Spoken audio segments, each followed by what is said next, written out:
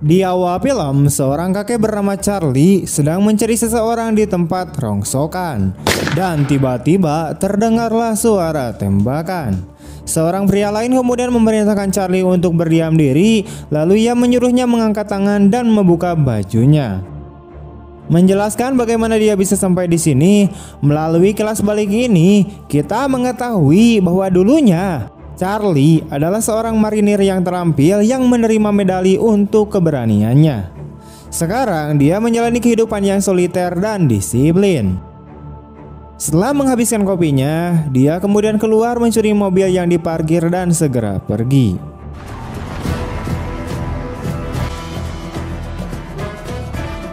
Saat berada di jalanan, dia kemudian menerima telepon dari bosnya yang bernama Stan yang mengungkapkan bahwa Charlie adalah seorang pembunuh bayaran profesional. Hari ini dia harus bekerja dengan mitra baru bernama Blade. I can do the guy myself. He's there right now. Blade bergabung dengannya di dalam mobil membawa sebuah kotak misterius. Mereka kemudian sampai di rumah korban, di mana Blade pun masuk ke dalamnya, memberikan sebuah kotak kepada korban, dan kemudian dengan cepat kembali ke mobil.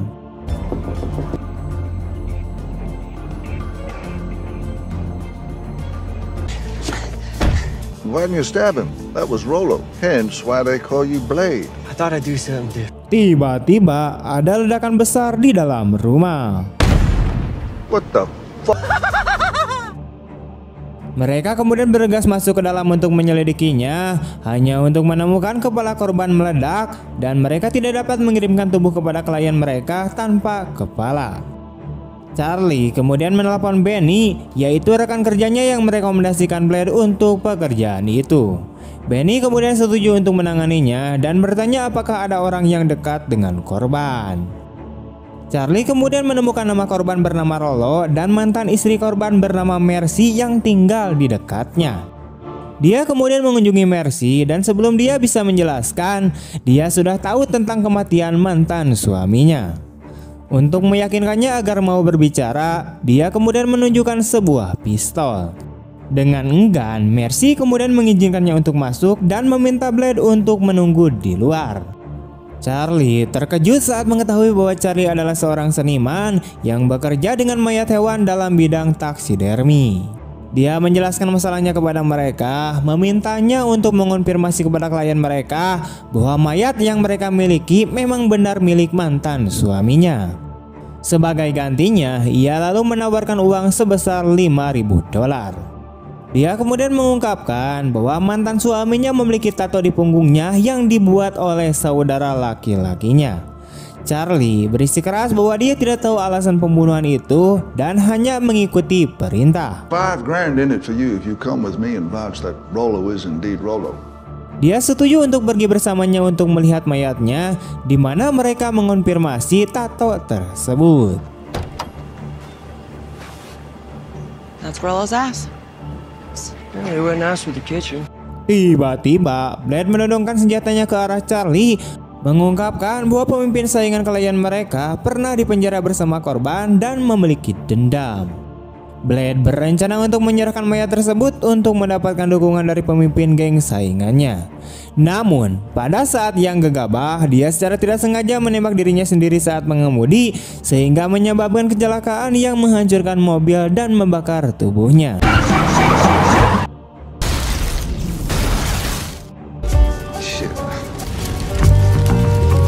Charlie yang terjebak dalam dilema membuat rencana yang cerdas. Dia meminta Mercy untuk membuat tubuh Blade kepada kakaknya sehingga dia bisa menato desain yang sama di atasnya. Mercy kemudian setuju tetapi meminta agar dia membuang kepala Blade terlebih dahulu.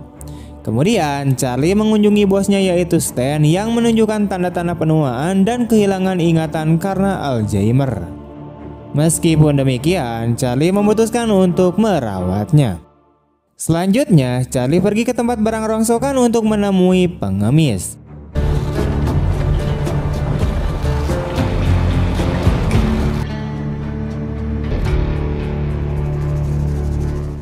Setelah melihat mayat tersebut dan mengonfirmasi identitas dengan tato, dia kemudian menerima pembayaran.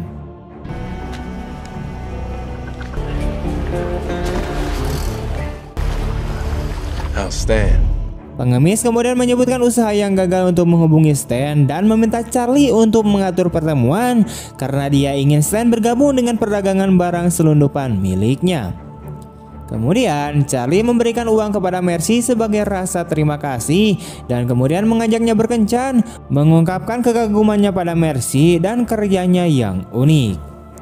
Saat makan malam, mereka kemudian saling berbicara tentang hobi dan impian mereka. Dia mengungkapkan keinginannya untuk tinggal di Italia, yaitu tempat dia pernah bekerja. Sementara dia menemukan kepuasan dalam memberikan kesempatan kedua kepada hewan melalui karya taksiderminya setelah mereka diburu. Di penghujung hari, dia mengantarnya pulang merenungkan untuk menyatakan perasaannya, tetapi akhirnya memutuskan untuk tidak melakukannya. Keesokan harinya, dia bergabung dengan timnya untuk merayakan ulang tahun Stan. Stan senang dengan usaha Charlie. Kita kemudian mengetahui bahwa Benny mengelola bar Stan di seluruh kota. Selama perayaan tersebut, Charlie kemudian membagikan pesan pengemis kepada Stan yang tidak menganggapnya penting dan tidak tertarik untuk berurusan dengannya. Kemudian Charlie mengunjungi rumah Mercy, meninggalkan seekor hewan buruan sebagai hadiah. Sambil membersihkan mobilnya, dia kemudian mengantisipasi masalah dan memasang kamera pengintai di sekitar rumah. Anak buah pengemis kemudian tiba untuk menyerangnya, tetapi dia sudah bersiap dan menyingkirkan mereka. Get him. Get him. Pick him up.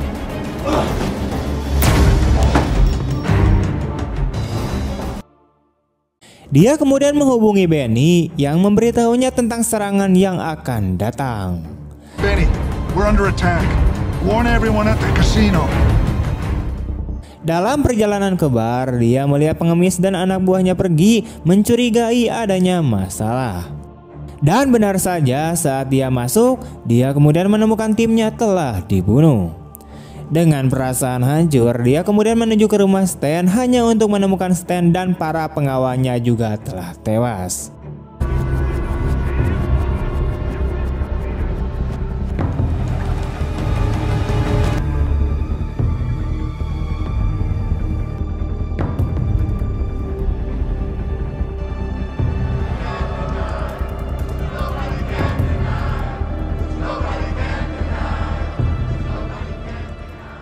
Bertekad untuk membalas dendam, dia kemudian mencari Sal, yaitu pemimpin geng tersebut, meminta izin untuk membalaskan dendam kepada Begar.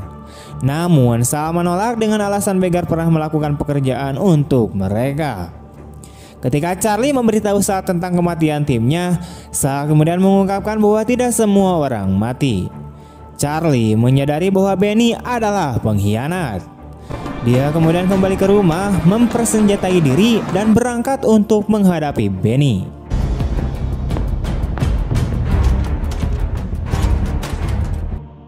Di rumah Benny, dia menginterogasi istri Benny, memaksanya untuk mengungkapkan lokasi Benny, dan kemudian dia pergi ke malam tempat Benny berada.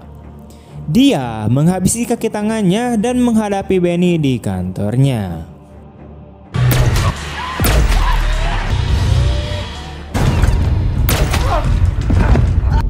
Where's Beggar? I'm looking for whatever that Rolo guy had on him. You turned on your own.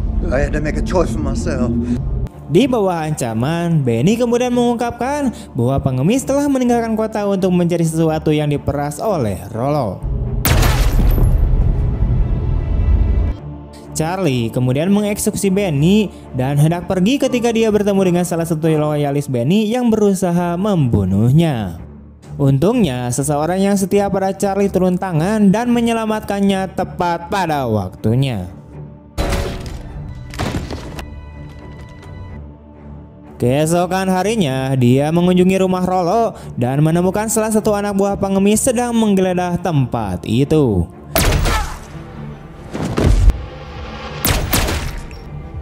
Dia melenyapkannya dan kemudian menerima telepon dari Begar yang mengancam akan segera membunuhnya. Namun Begar khawatir ketika dia menyadari bahwa Charlie mengetahui tentang bukti memberatkan yang digunakan Rolo untuk memerasnya. Saat memeriksa ponsel pria yang dibunuhnya, Charlie menemukan perintah untuk mencari mantan istri Rolo. Mercy menghadapi serangan dari dua penyerang yang mencari bukti yang sama. Dia berhasil mengalahkan mereka berdua, tetapi lega melihat Charlie tiba. Keep your place from getting more fucked up. Just tell us where it's at. I don't know what you're talking about. What happened to him? He got hit by a truck? Some shithead. Look here. Right there. Turn it over.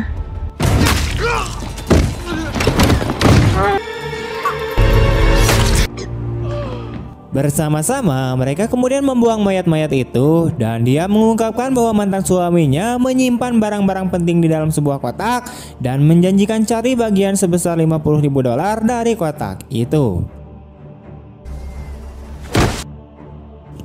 Mengetahui anak buah pengemis akan mengejarnya, dia memutuskan untuk membawanya. Mereka lalu mencari perlindungan di rumah lama Charlie, di mana dia bercerita tentang masa lalunya yang bermasalah dengan seorang ayah yang kejam. Tetapi Stan telah menyelamatkannya, di mana ia menjadi figur ayah yang baik sehingga dia merasa harus membalas kematian Stan sebelum berhasil melarikan diri.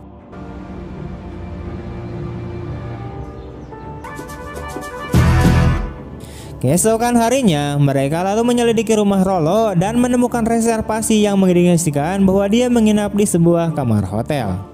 Mereka menelusuri hotel tersebut, di mana mereka menemukan sebuah pemutar disk hitam atau piringan hitam dan menyadari apa yang sebenarnya dicari oleh pengemis, yaitu sebuah disk hitam.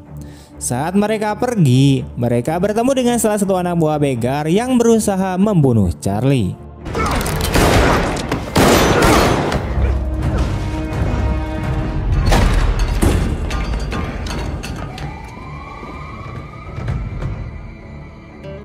Meskipun berhasil lolos, Charlie tertembak di kaki. Kembali ke rumah, Mercy merawat lukanya dan dia berbagi mimpinya untuk tinggal di sebuah rumah di Italia dengannya, yang kemudian mendorongnya untuk mengejarnya. Saat memeriksa catatan panggilan Rollo, Mercy menyadari bahwa dia sering menghubungi ibunya. Mereka lalu mengunjunginya dan menemukan bahwa ibu Rollo menggunakan uang sebesar $50.000 untuk operasi plastik. Melanjutkan pencarian mereka kemudian datang dengan tangan kosong. Dalam perjalanan pulang, Mercy awalnya memutuskan untuk meninggalkan kota, namun dia teringat pesan samar mantan suaminya tentang menyembunyikan sesuatu di depan mata. It's just a couple blocks that way. Dia lalu pergi ke bar yang dulunya dikelola oleh mantan suaminya yang kini dimiliki oleh begar. Ia berpura-pura tidak tahu tentang kematiannya dan mencarinya.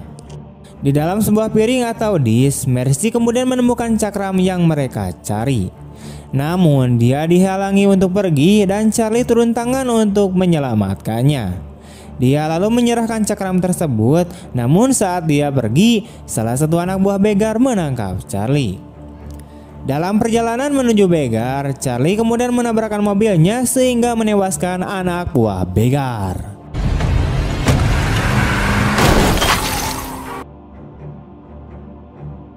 Dengan menggunakan telepon Mercy, begar memberitahu Charlie bahwa dia berada di tempat barang rongsokan menunggu untuk membunuh Mercy, kecuali jika Charlie segera tiba.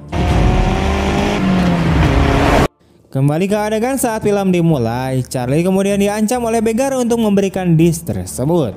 Namun, Charlie mengejutkan semua orang yang ada di sana dengan mengungkapkan video dalam disk tersebut, di mana begar membuat kesepakatan dengan FBI untuk mencelakai Sal. Charlie menunjukkan hal ini kepada Sal untuk mendapatkan perintah dan izin untuk membunuh begar pada akhirnya. Dalam sebuah kejadian yang cepat, begar kemudian terbunuh oleh tembakan penembak jitu dari anak buah Charlie. Charlie dan Mercy kemudian bertemu dengan Stan yang telah dipindahkan Charlie ke negara lain dengan selamat dan memasukkan kematiannya. Saat Mercy pergi, Charlie memberinya uang sebesar $50.000 Amerika Serikat agar ia dapat mengejar mimpinya. Yang mengejutkan, Mercy menyatakan cintanya kepadanya dan mengungkapkan keinginannya untuk menghabiskan hidupnya bersamanya di Italia. Tamat. Oke, sekian dulu untuk video hari ini. Bagaimana tanggapan kalian tentang film ini? Tulis di kolom komentar. Dan jika kalian punya rekomendasi film apa selanjutnya untuk kita bahas, silakan jangan malu-malu, kalian berkomentar aja. Saya Neko pamit undur diri. Terima kasih telah menonton. Sampai jumpa di video-video selanjutnya. See you next time and bye-bye. Never listen to the no's, I just wanna keep moving. Keep my head up when I act, head up that's a fact. Never looking back, I'ma keep myself on track. Keep my head up staying strong.